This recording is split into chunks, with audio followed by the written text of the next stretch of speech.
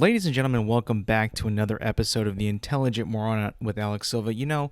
Growing up, I never had a babysitter in my life that wasn't somebody related to me ever. Like my parents never went and perused for some lady to watch over me and my siblings when we were kids. Never. I was always taken to my grandma's whenever, pretty much every day, my parents had to work when we did not have school. I'm talking about when we were very, very, very young. Like my mom would straight up drive all of us to our grandmother's house, and she would watch us for the entire day. Pretty much Monday through Friday, whenever we did not have school. If some of us had school and some did not, they would go to grandma's every single day. We were never, ever given, or we never had a babysitter. That's just kind of how my family was. It was very tight knit. I saw my grandma pretty much every day for a long time when I was growing up, and it was awesome. She had a small house, but it had the cable hookups.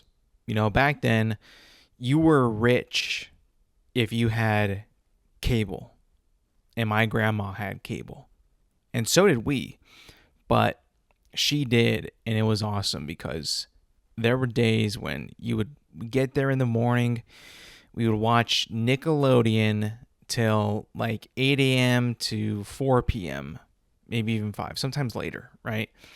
But there was always the window of where my grandma would watch TV. And, deservedly so. She watched us pretty much the entire day, all day, 5 days a week.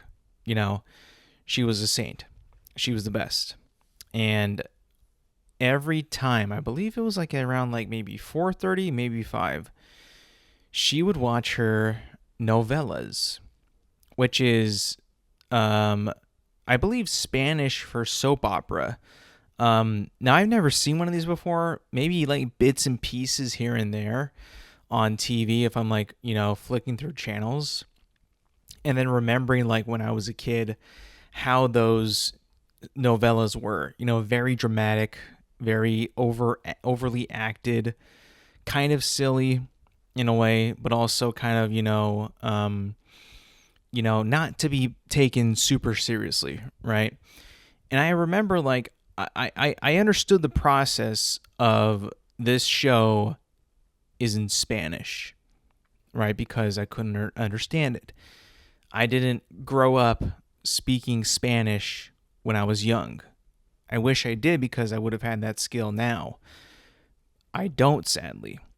So, when I think about it, my grandma spoke both English and Spanish, but she would watch all her TV in Spanish. That was her thing. She might watch the nightly news in English, but all her entertainment purposes, her novellas or anything else, was always on the Spanish channels, right? And growing up as a kid, you're not really aware that there are different channels that are in completely different languages. I knew that the show was in Spanish, but I did not know that the channel was totally in Spanish. So whenever she would watch her novellas, right, we would go to a different room and do something else. And we just leave grandma be, let her watch her thing. That was her time for her entertainment for herself. She earned it. She watched us. She fed us throughout the day and everything. So we would let grandma have her grandma time. And sometimes we would walk out and ask grandma something, and I would notice that the commercials were also in Spanish. That to me as a kid was kind of mind-blowing, because it's this is a commercial for McDonald's, but it's completely in Spanish. Or a commercial for a car, but it's completely in Spanish. That to me did not make sense.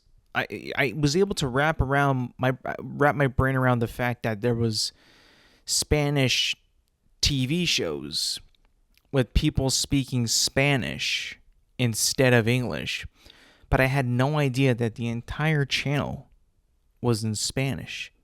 Even like the text and like the, if there was like a billboard or something on a commercial or like, text on the screen, that was also in Spanish as well. Like, I didn't even know that they actually had Spanish ads for anything like that.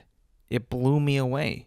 I had no idea about Spanish television programming. I thought it was all in English. And being a dumb child back then, I like I said, I didn't grow up speaking Spanish. My parents only spoke it when, they didn't want us to know about something. It was like their secret language, rightfully so. We're pretty nosy kids back then. But it wasn't something that we were taught. So I had no idea what these words meant. I didn't know what this was, and I had no idea that there was an entire world out there of Spanish broadcasting. And it wasn't just that too, like TV shows and commercials, but there was news, talk shows, game shows in Spanish, and I had no idea that this existed, And even like nowadays, like, right, like I go to the gym every day, and on TV there's like always like at least one TV that's on like a Spanish channel that, somebody either asked for or they just have it on just for a variety. It's never consistent either at the gym. It's always like, they have like 3 TVs showing the same house show, maybe 2 TVs with like the same, college baseball game on or something like that. Maybe a couple Animal Planet TVs, but never really like the Spanish channels are on there. And like, when you're at the gym, you have time to just kind of look at the TV and just continue your workout, but just kind of like look at it and observe and like study Spanish programming and what it's all about. And I don't speak Spanish at all, but I can kind of tell you like it's a lot more laid back than American programming. It's just not as serious. They're always like laughing, joking around, poking fun at each other what it looks like. And there's no audio at the gym, and I don't speak Spanish, but I can kind of, gauge it by like everybody on the show, whatever it is like always having fun, or they're making fun of each other, which I don't know if that's like, traditional and like regular, like Spanish, like, heritage or stuff like that. Like I'm Mexican, right? But I don't see like my family, doing that kind of stuff in that sense at all. It just seems like it doesn't even seem like it's like really like it seems like it's just not like, something that we would ever do, right? It always seemed like it was like kind of like foreign.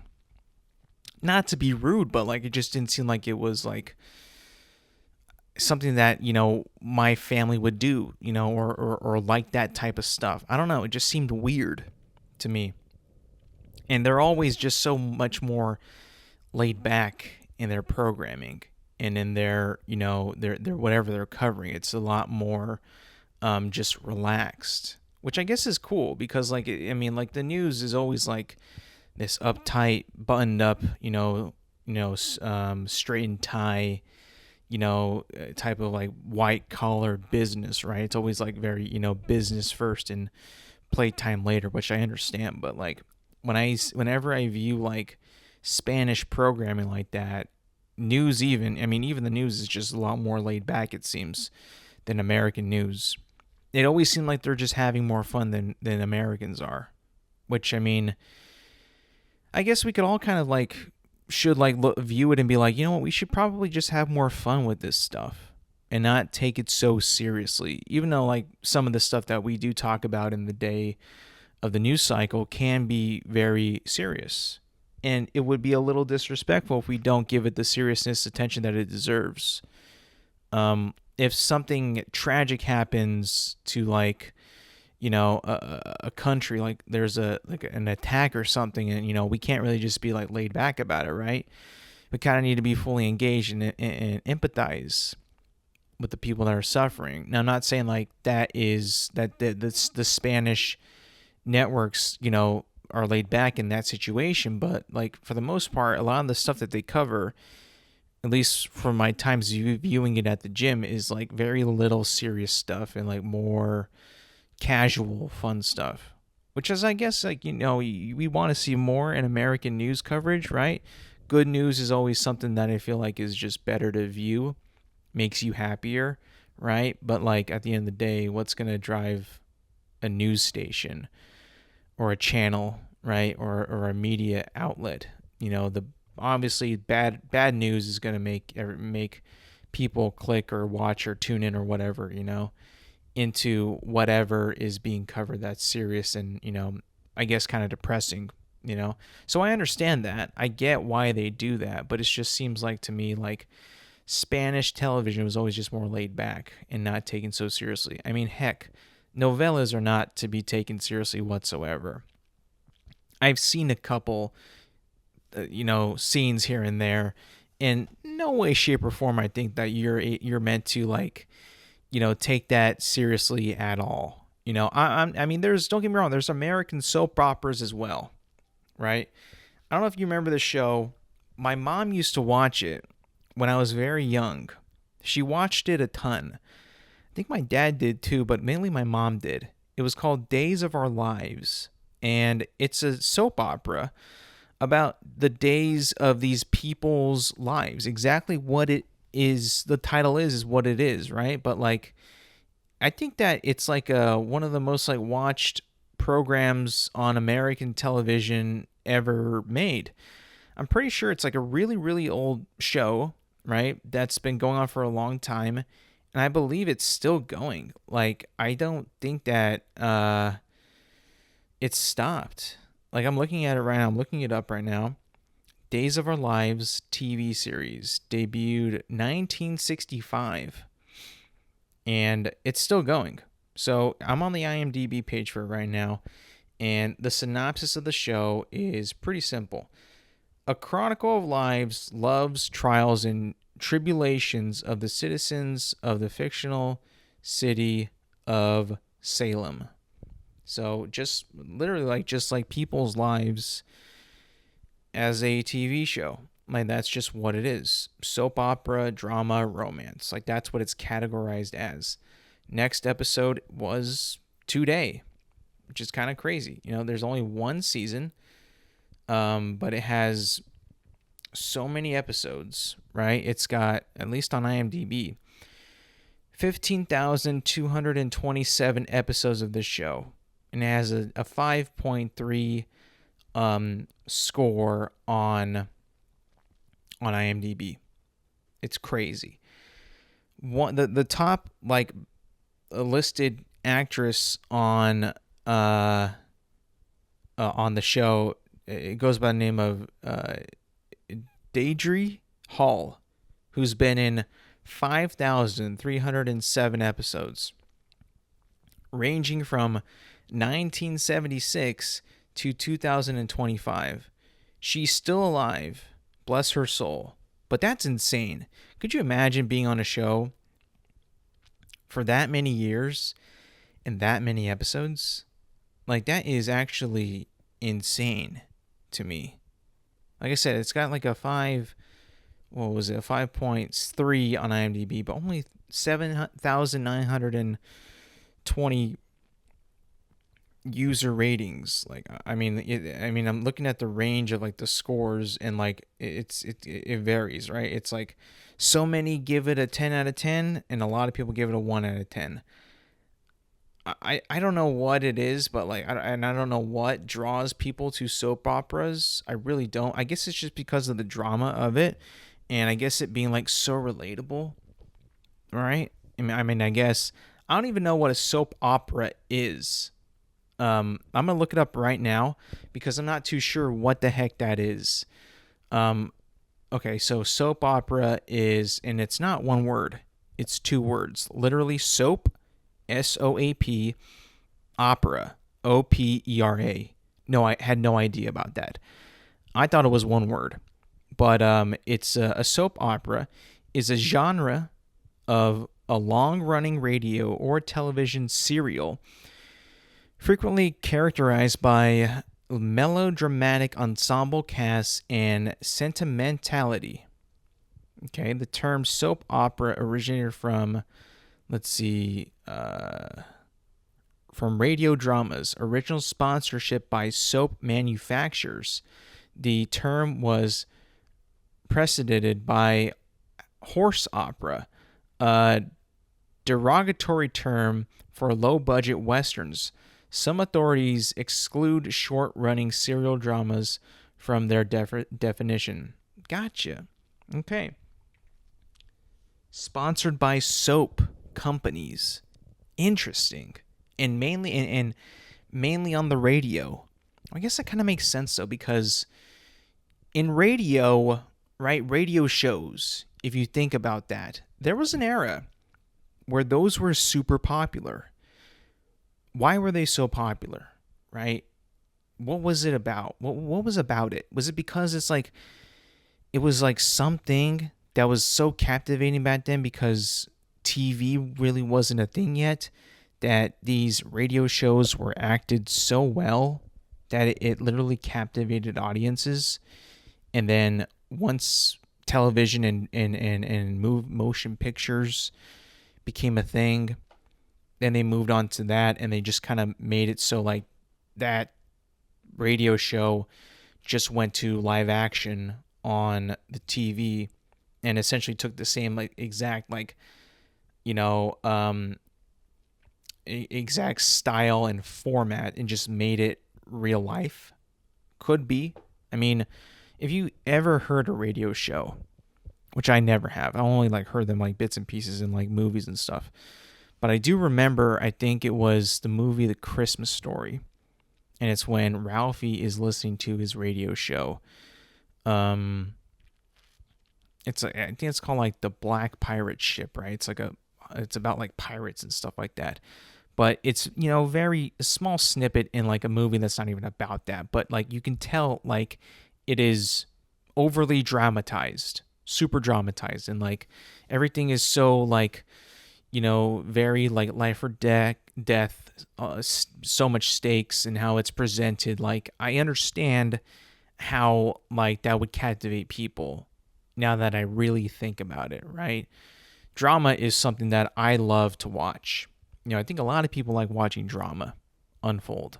I think that drama is kind of sometimes our guilty pleasure, because we sometimes in our lives, depending on how informed and how involved we are with other people's lives, our lives can have a lot of drama in them.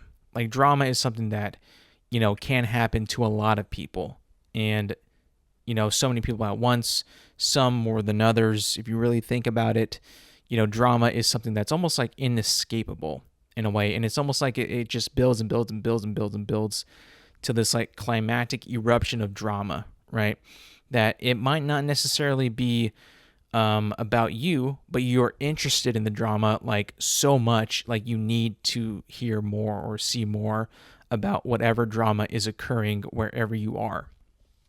I remember back then at school, right? High school, college, drama all the time. At the workplace, drama. What is it about drama that makes us so pulled into it? Because drama usually isn't something that's good for the people going through the drama. It's usually something that's not very pleasant. It's not very ideal for those people. They don't really want to be going through it. However, the people viewing it want more and more and more.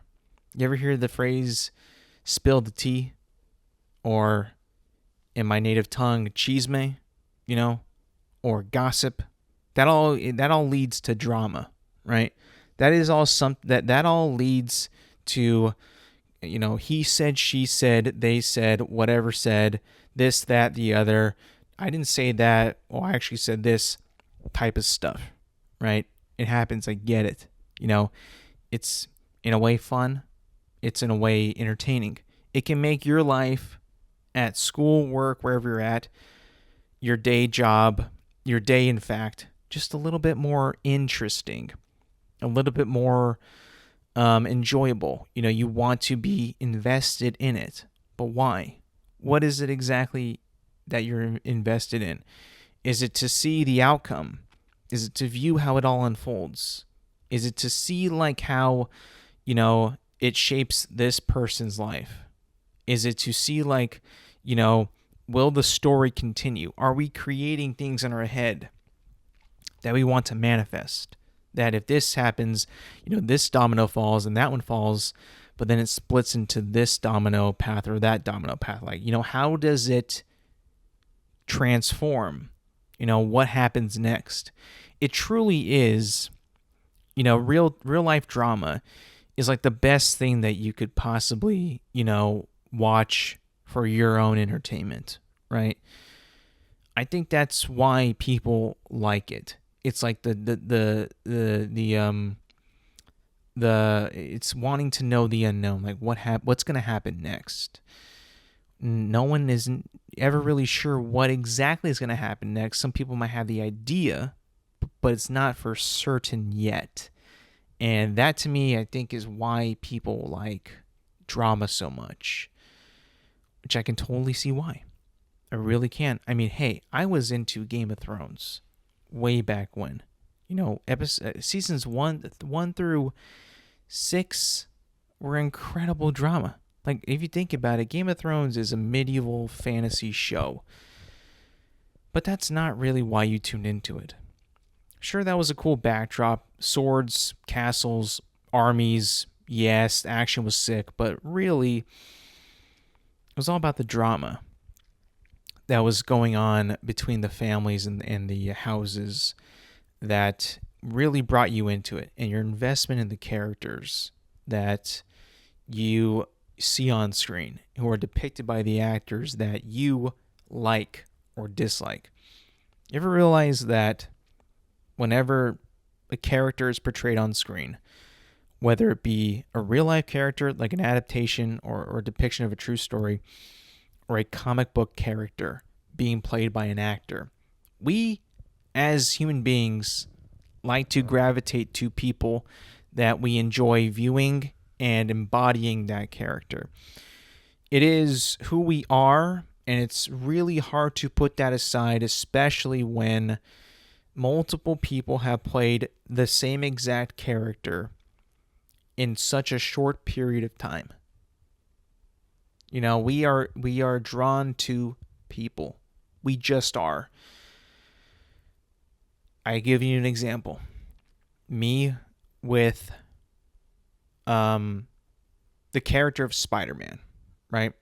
I grew up watching Spider-Man 2001, or was it 2002? I think it was 2002 with Tobey Maguire, right? Tobey Maguire is my favorite Spider-Man of all time. He is. To me, he is Spider-Man. He plays Spider-Man brilliantly. His movies 1 and 2, parts of 3, are really good. Like, I don't think that I would enjoy him as Spider-Man as much as I do if his movies were not good. But because he was so good and the movies he was in are also so good, him to me is Spider-Man. Now, other people like Andrew Garfield. I can respect that. His first movie, The Amazing Spider-Man, was really good. I enjoyed it quite a bit. To me, it's not better than Tobey or any of Tobey's movies, but it's certainly very good. But there are some people that view Andrew Garfield as Spider-Man. And then there are some people that view Tobey Maguire as Spider-Man. And then there's people who view Tom Holland as Spider-Man. Now, I've been on the record many times, I'm not a Tom Holland Spider-Man fan. However, he was incredible in No Way Home. Even though I'm not the biggest fan of him being Spider-Man, and in No Way Home, Tobey Maguire is in it as Spider-Man. And then immediately I'm like, there's my guy. That is Spider-Man to me, right? When we were kids, me and my brothers, my dad, we all went to go see Spider-Man in theaters, right? And then I remember when we went to go see No Way Home, me, my brothers, my dad, we all had the connection. Like, that is our Spider-Man. That's who we grew up watching. And even my dad was like, yeah, he's Spider-Man. And it's like you just build that connection with someone who just kind of, it makes a lasting impression. And I think it also might be just like, the first time you see it bias, right? Even though like you can probably point out that Tom Holland has some really good bits in his movies that kind of outshine Tobey Maguire. But I don't know what it is. It's just like I cannot not see Tobey Maguire as my Spider-Man. You know what I'm talking about? Like it's hard, right? It's really hard for me to not picture Tobey as my Spider-Man. It really is. I just can't see Tom Holland as my Spider-Man. He's very good, and I've said that in No Way Home, he really brought it in his acting capability, and like I even think I said it, like he's earned my respect from that performance in No Way Home. It was incredible. I'm like, yep, that's Spider-Man. I can get behind this guy. I really can. He's not my guy, but I can get behind him on that. Like I see it in him. He's doing the thing. I that's it. I really enjoy that. But he's not my guy. He's not. And I think also too, when you have a character like that, and you have like Spider-Man, who's like the most popular superhero in the world. Like he is by far the most popular. People love him more than any superhero out there. For some reason, Spider-Man just kind of seems to stick with a lot of people more than like Batman, more than Superman. Like he really does stick out, and people just gravitate towards him, right? And it's been like it's crazy because like there is like a genuine love for the character, that even though that there's three main guys in the past 20 years, 25 plus years that have played the character, there isn't really like too much like a war between Maguire fans, Garfield fans, and Holland fans. There just isn't. It's just they all kind of accept Spider-Man, their Spider-Man, for who they love, right? Which is wild because on the other side, you get people like who love Henry Cavill as Superman and can't stand the new guy as Superman, which is weird. But like, I guess there's just like a little bit more of a territorial thing in that sense. I don't know what it is exactly with that character, but with the Spider-Man character, it's more of a acceptance. Like I love my guy, but I respect your guy, and so on, right? So I think that all just because like of our connections with people and our like gravitational pull towards people that we admire and who we see as people we want to, be around. Like, I feel like I could hang out with Tobey Maguire's Spider-Man. Like, he's a cool guy. I would love to chill with that guy. I would love to chill with David Cornsweat's Superman from the new movie. That dude seems like a really cool dude. The good dude, it's just something because like I know like they're characters, I know that they're being played by actors, but it's just like you see a performance like that on screen, and you're like, man, that would be cool to have that guy as a friend. That would be really, really cool to have that dude as a friend. I don't know what it is, and that's like all part of the, I guess, kind of leading towards that drama thing. We just kind of have this like gravitational pull to this like this human interaction thing that drama is created, and by people we like or we dislike or stuff like that. Like why do we like it so much? It's weird. I guess it's just because it's not really, it doesn't necessarily always involve us directly, but like people around us, who we care about, or maybe some who we don't care about, maybe some that we don't even like. It's like that it's involved with, and we're just like, just want to sit back and watch. I really don't know. It's an actual mystery, because everybody I've ever grown up with, people who I've met and then haven't seen in a while, they just we for some reason love drama. We love it. There's people will say that they don't like drama, right? They don't like drama with them, but other people's drama they love. I mean, like that's just how I've always kind of viewed it in that way. It doesn't really make sense, but it happens. It's like something in our brains that just kind of like it gets the mind going. Like why do we enjoy this so much? This thing that is not good for somebody else, and it's like not a good situation potentially. It doesn't have to be that bad all the time, but sometimes it's not always in the best interest of the people. But we just want to eat it all up. We just want to just devour all the drama that we can. I don't really know exactly, but I think it's just our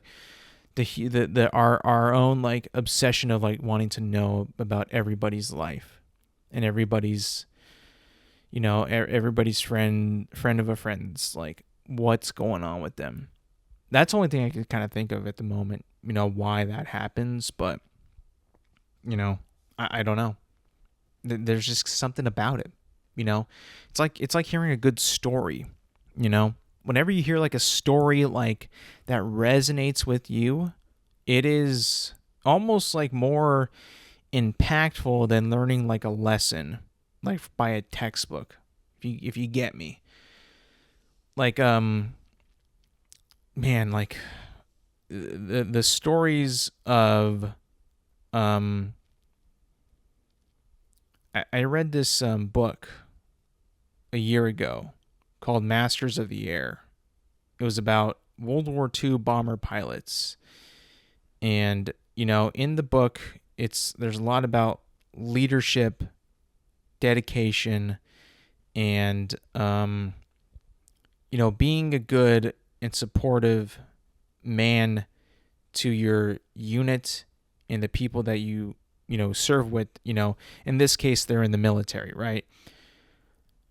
But you learn about those stories and the snippets of like the leadership that is displayed from person A to person B, trickling on throughout their stories in that book and the events that correspond within that book. And I read stuff like that, and it's a pure story. It's a true story, but it's a pure story. Event A, B, C, D of what happened. And that to me is a lot better than reading like a handbook on leadership.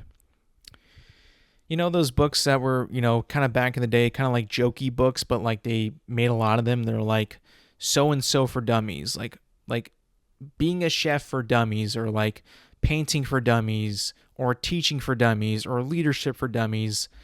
Like those like straight up like handbooks of like being something, like a textbook almost, right? Those are like, fun and all to learn in a way. But I think that reading real stories and real books, some real people, is like the best way to learn something like that.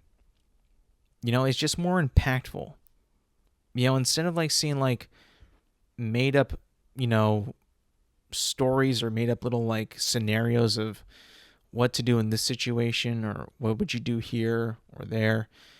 It'd be so much better to like read a book on someone's actual experiences and what they did in a situation like that. And then you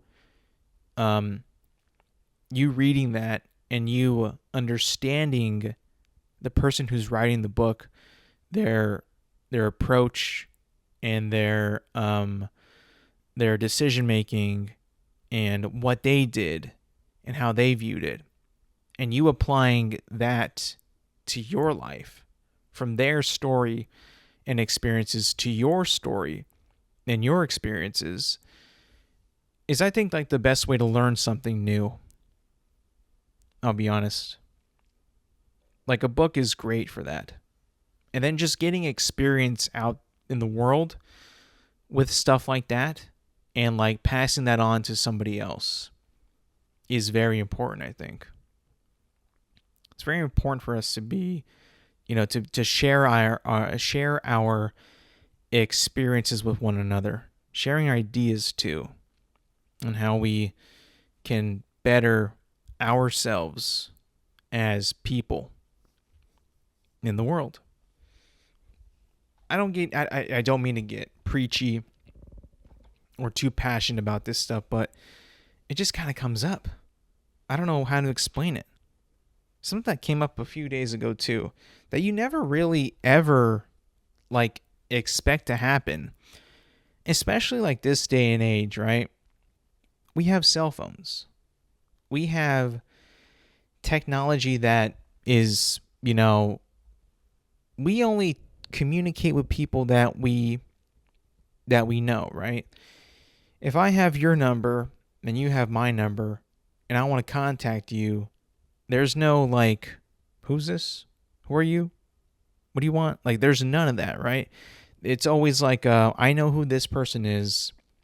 I know what they want. I know I have their number saved. There's no confusion here, right? And I don't know if it's about you guys, but me personally, like if I ever get like a call from a number, like I'm not too sure who this could be, I don't answer it. I straight up do not answer it.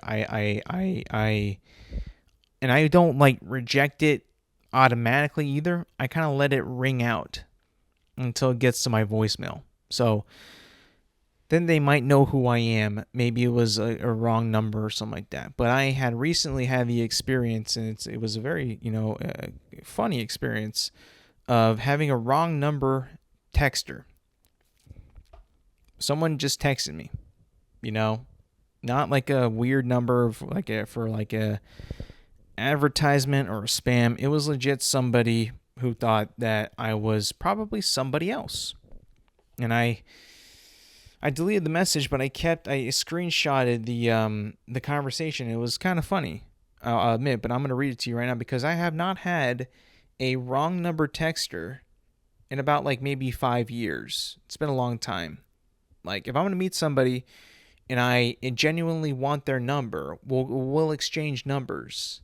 There's no like, hey, I think you might know this guy or this someone. You might have their number. And like having like a potential of getting the wrong number, right? So this number, I won't read the number out, but clearly to me, it is not a spam number. It looks like a legit like cell phone number, like someone's actual number. So the message was, it's a little bit of a conversation, but I think it's kind of funny. WSG dog. Now, WSG, I'm not super keen on a lot of acronyms out there. I know LOL, I know JK, I know IYK, YK. That took me a while to get, but I know what that one means. But WSG dog, right? WSG space dog, like he's calling me dog, right? Like a term for your homeboy in the 90s, dog, right? WSG. WSG, I'm guessing it might mean what's good. What's good. But wouldn't that just be WG? Let me look it up. Like, what does WSG mean? Is this even? Oh, hold on. Okay, so AI on Google says it means what's good. But that's kind of weird, right? It's like, why put the S? LOL is laugh out loud. JK is just kidding. Those are 2 words. WSG is implying that it's 3 words. So what's so good, dog? I don't know. But I don't make the rules for acronyms at all. Clearly, I don't understand a lot of them. So why would I make the rules, right? So apparently WSG means what's good. So I respond, not knowing who this person could possibly be, but it looks like a legit number. So I say, hello, ? And then this person decides to hit me back with, who's this? Now at this point, it's a late at night. It's past midnight, and I'm responding, and I'm like, no. You there is no way that I'm just gonna give out my identity to a number I don't even know, who uses an acronym that I've never seen before in my life, and give you my name. You must think me a fool. Like, I'm not gonna do that. So what do? I respond a little on the defense.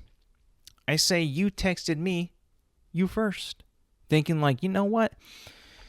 This guy clearly knows or has an idea of who he might be texting. He has an idea of who who he thinks I might be. So he probably thinks I'm like, I might be Dan, or I might be Bob, or Phil, and saying like, what's good dog, meaning he already knows who I am. Clearly he's not saying, what's good dog, it's me, that he's implying that he just got my number. He thinks that I'm already this person. Why would he just go off like that? WSG dog. If he's implying that he knows who I am. If he didn't know who I was and maybe got my number from somebody, typos happen, right? There's, mistakes happen. If he's getting my number for the first time and is wanting to get a hold of me, he would say, yo, what's good? My name. I'm his name, right? He would do that out of the curiosity of him being a good person, of him introducing himself, right? Not being weird, right? This is also a text message. This is not a call. This is a text. You have to put the context in. Like, I'm me, and you are you.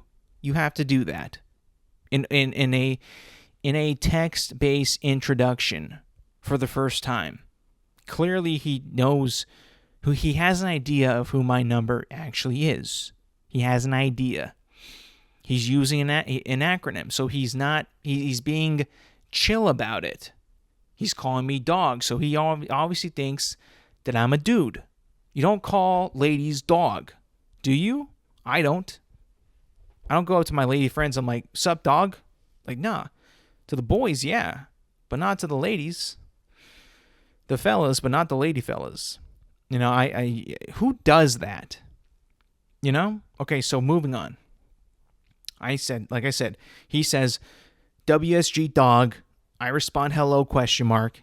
He responds, who's this? I respond, you texted me, you first. And then he responds, you a dude or a female? So I'm like, okay, this man really is confused.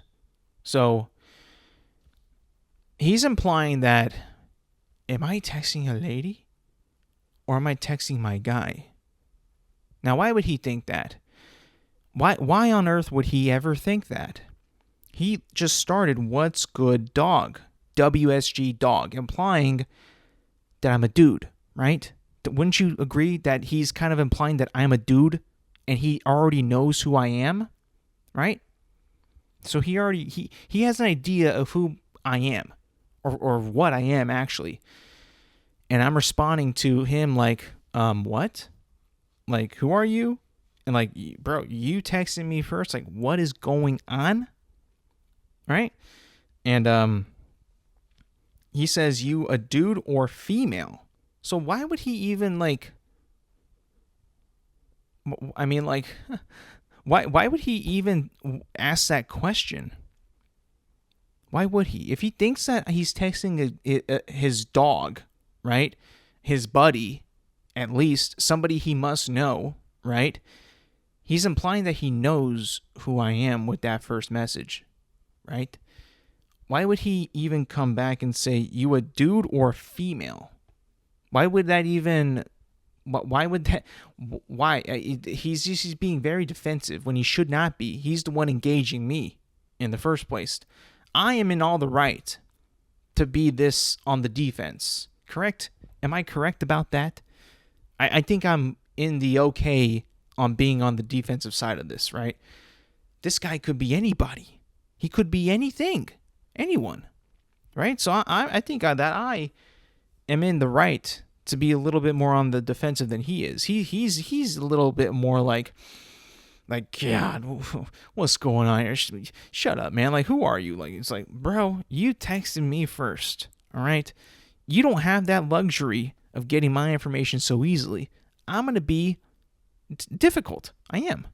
So, like I said, we've caught up, right? You a dude or a female? I respond, man, period. Like, I'm not going to, a dude or a female. First of all, this guy might be a little on the immature side.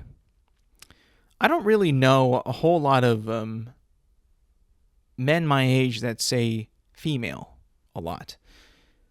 Like like, are you a guy or, like, I would say you a guy or a girl, you're a man or a woman. Like, dude or a female. What the hell is that? A dude or a female? I don't get that. I don't understand, like, why so improper with one but totally scientific with the other. Like, this guy went from, like, Urban Dictionary to biology book. Like, I don't know how he made that switch from slang to proper sex in the biology 101 class book, right? That's just so weird to me. It's incredibly weird when you think about it, when you look at it, when you read it. You're like, you a dude or female? How did we? Do you know how to speak? Do you know how to talk to people? Are you what? I don't understand.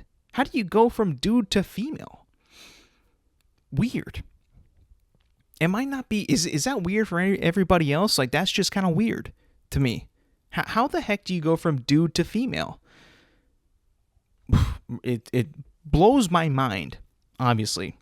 So I respond, man, period. I figure I kind of, toy with this guy. I am a man, so I'm going to say man. Like, not even like dude or guy. Man. Not even male. Man. So I just say man. And then he says, this is when he kind of gets kind of funny. He says, you from blank, ain't you? I'm not going to say where, but he says you from blank, said city, blank, ain't you? And I respond no with a period. I should have said no, I ain't. He straight up went ain't you. When's the last time you've seen someone text you the word ain't? People, like, don't even say ain't that much anymore. And this man has the actual audacity to text ain't you from blank, ain't you? Like, he clearly, he even more evidence, he thinks he knows who he's texting. And at the same time, he doesn't know. Right? Dog? Dude or female? And then from blank, ain't you? Like, brother, what's going on? You really don't know what's going on at you. I clearly am throwing him for a loop in this situation. In this text, I'm throwing him for an actual loop. He has no idea what's going on. He is probably more confused than I am at this point. So, I say no. He says, or whoever says, where are you from? I say, here and there. I'm not going to tell him where I'm from. He doesn't know who I am, what I am, where I'm from. Like, where does this guy get the nerve to actually, to be like this investigative on what I am? Strange. Very strange. So I say, here and there, I'm just like, at this point, I'm like, I just mess with this guy. Whatever, I don't care. And then he responds, stay sliding through there and there. Very strange. Very, very, very, very strange. Like, I don't even know what kind of reply that is. He's clearly like not having with me at all. Like my attitude and my sarcasm and my smart assness is just like he's done. He has had enough. He said the last thing he says, stay sliding through there and there, and then I said, you two have a good night, and then that was it. End of conversation. I just thought that was crazy. I literally did not know what was happening. Was I being trolled? Did this person actually know who I was? Probably. Maybe. Sure. But also probably mostly, more likely, just had the wrong number. Clearly from the start, did not know who I was or what I was. Dude or female. That to me is wild. A dude or female. Wow. What a way to ask the gender of somebody. A dude or a female. Incredible. I don't know. I think that's actually pretty funny if you think about it. Why the heck would it? How would anyone even calculate and create that sentence and actually send that out? I think that this is the way I could ask who this person is, what they are, a dude or a female. Just in that way exactly. It's actually incredible. It's like almost unheard of if you think about it, of those words being together in the same sentence, asking that question. Something you never thought you'd ever hear, ever. Anyways, I just thought that was kind of fun. It was interesting. I had not had a wrong texter in a very long time. I'll be honest with you. This is the first time in like I said, 5 years, and I just decided to have fun with it a little bit. Lastly, I'm going to talk about is something that is actually kind of in a way all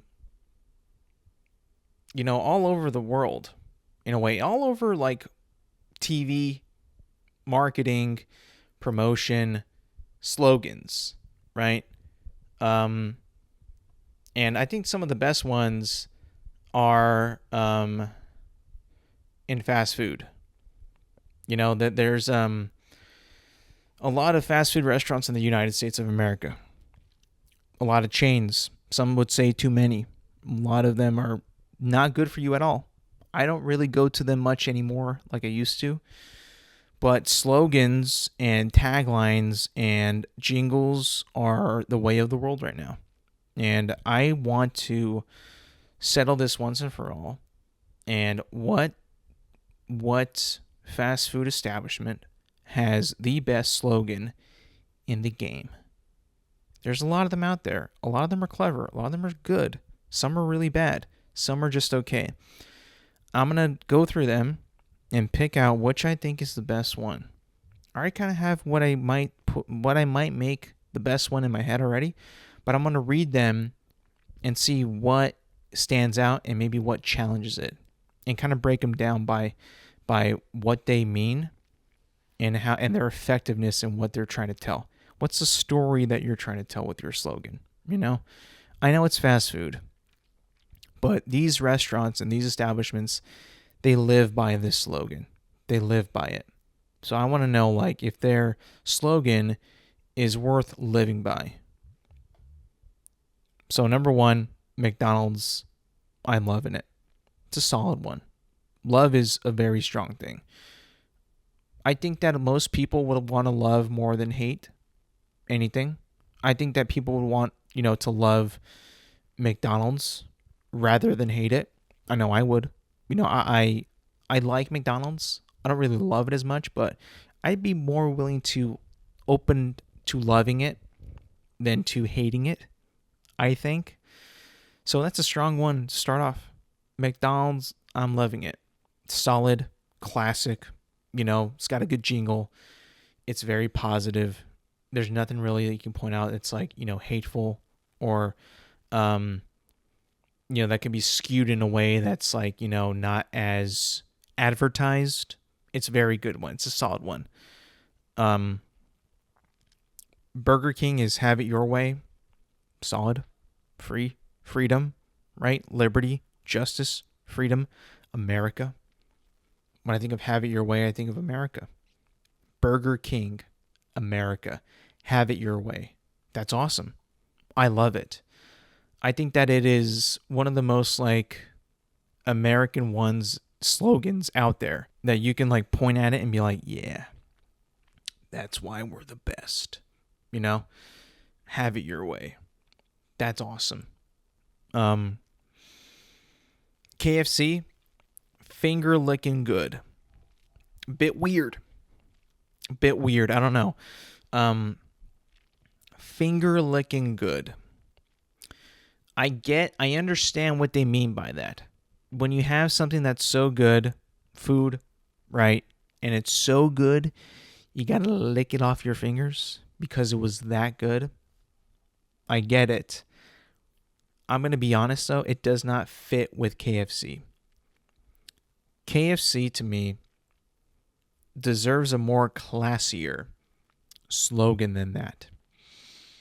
KFC, like, to me, is Southern comfort food. It needs a Southern and comforting slogan. Finger licking good, I'm sorry, is not it. It is jarring. It is strange. It's a bit weird. It's a little something you could probably say a little aggressive. It's also claiming that your food is always going to be finger licking good. You are making a statement that your food is always going to be that good.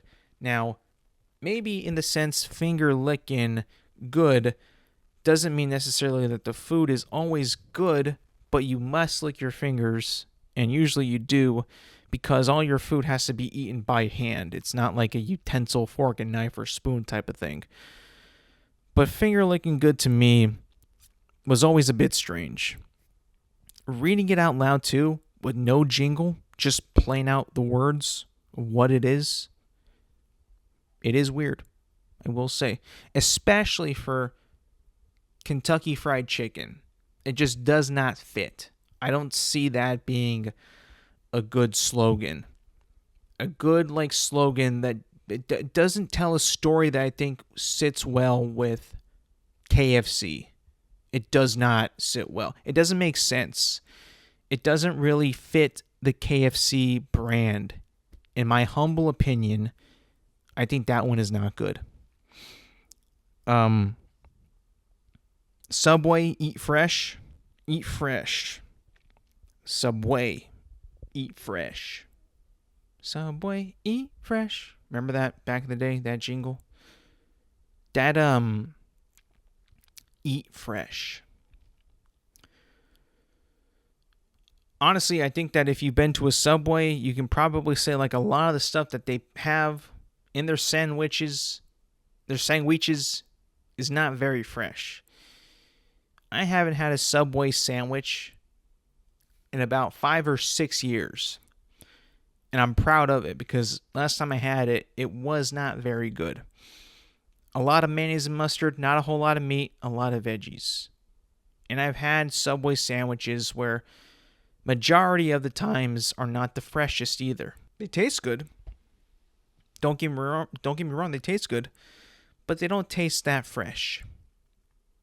They just don't.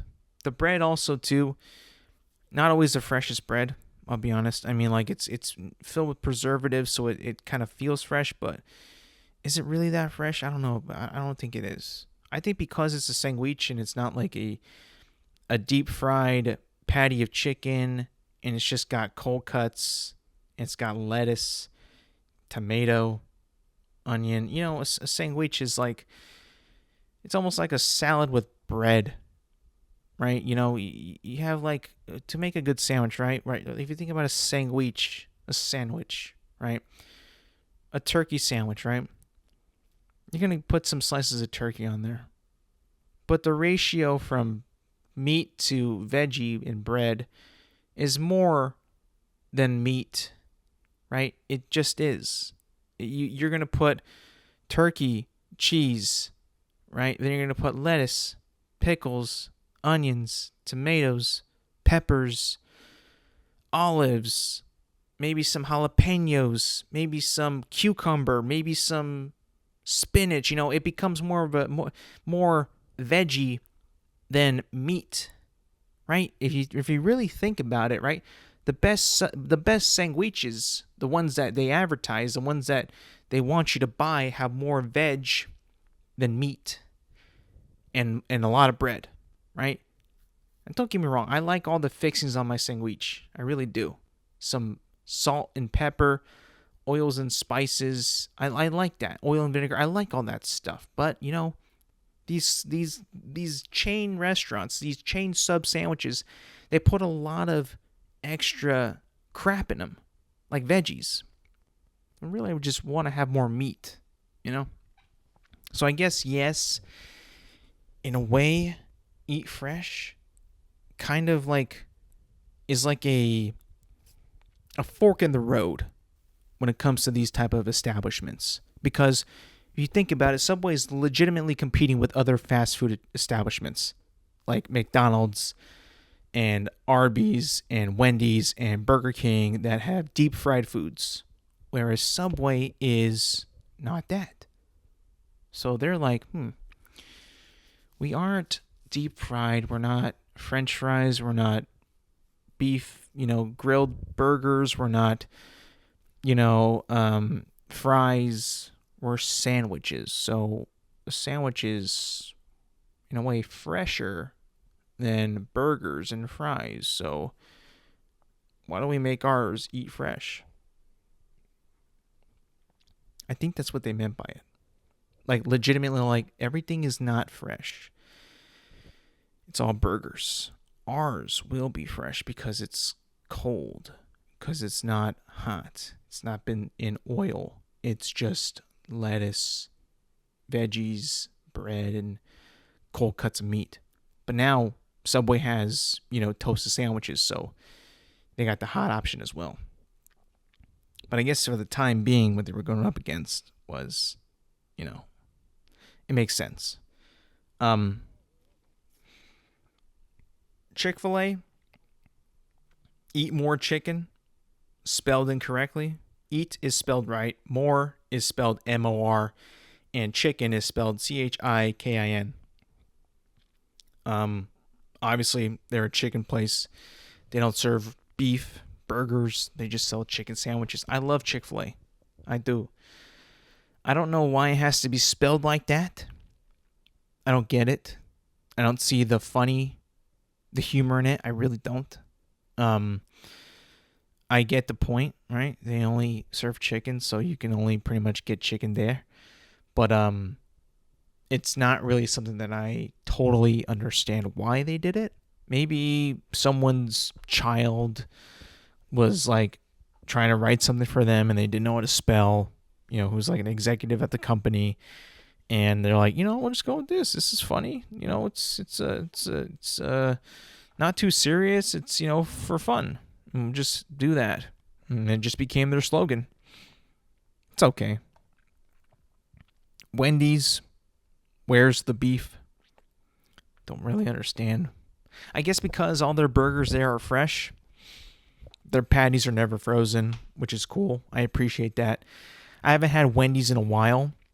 When I did, it was very good, but I have not had it in quite some time. I have to try it again. But last time I had it, it was a little on the disappointing side. But I would like to give it another shot, just to see how it is. And then finally, Taco Bell, Live Más. For all you non-Spanish speakers out there, live is in English. Obviously, it means to live, to have life. And más is Spanish for more. So live more.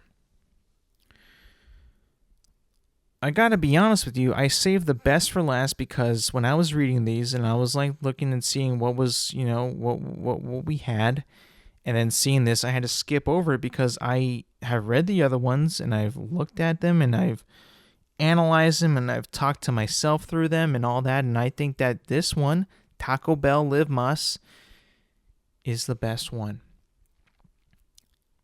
They are implying that you can live more at and consuming Taco Bell. What a badass slogan. That's incredible. Like, I'm loving it was tough to beat. It's classic. But I think Live Más is just better. I don't know what it is. It's just like I feel alive when I hear Live Más. And I'm like overjoyed when I hear Live Más. If you ever watch like a Taco Bell commercial, it's always with like a group of people just ordering a bunch of Taco Bell and socializing. And then Live Más and then the doing of the bell. It's like it's promoting life. It like promotes you to be social, to be with your boys, your friends, your family, and enjoy a nice crunchy taco. I think that that's beautiful. Fast food is not like a beautiful sight. It isn't. Sometimes it's great. Sometimes it looks like a pile of dog shit. I understand. But Taco Bell, for some reason, and their Live Más slogan is wonderful. It's beautiful. It's a thing of art. It's like so much like better than like any presidential campaign slogan that I've ever heard in my entire life. And I lived through the Obama presidency and running period where he had hope and him in like a blue poster. That was cool, but I don't think you can top Live Más, man. I don't think you can top Live Más. Dung. And then with a bunch of people just enjoying Taco Bell. Dang, man. I mean, just think about it. Like that's just music to my ears. That's just pure happiness and joy. And for Taco Bell to promote themselves like that, like the fast food establishment that makes your life more. That's awesome. I gotta say, man, I didn't think that I would put this at number one. I had a feeling I could have, but Live Más has got to be the number one. Live Más. I remember when they changed it to that. It was something very forgettable before. No. It was Yo Quiero Taco Bell with the little chihuahua. And then they went to Live Más. Yo Quiero Taco Bell. That was cool. That was a fun one. But Live Más, dude, I don't know. You can't beat that. That's got it all. That's got it all, dude. That one to me is like you can't beat that. I'm sorry, you just can't. So, in conclusion, Live Más. I saved the best for last. It's got to be the best fast food slogan of all time. Now, I didn't do all of them. Obviously, I did the most popular ones in the United States. But if there is one and you listen to the show, I'd like to hear what you think is the best fast food slogan out there. I think Live Más is it. I think that's tough to beat. I'm loving it is pretty close. Finger Licking Good is not even close. Where's the Beef is nowhere near. Eat Fresh, for a while was cool, but not so much anymore. And I just think that Live Más is just awesome. I really do. That might just be me being a Taco Bell fanboy, but like just seeing like that, how they promote their food and how they, that Live Más is just, it's so simple, but it's so like meaningful. And it's so like something that we all want to do is just to live more. And you can only live more if you eat Taco Bell. What a slogan. What a company. Awesome. Anyways, that's going to be it for me today, people. Thank you for listening. Thank you for watching. Remember, you can find this podcast on Apple Podcasts, Spotify, and YouTube at Intelligent Moron with Alex Silva. New episodes drop every Thursday morning. Make sure to like, subscribe, rate, review, and do all that good stuff. And yes, thank you for listening. Thank you for watching. And I will see you guys next week.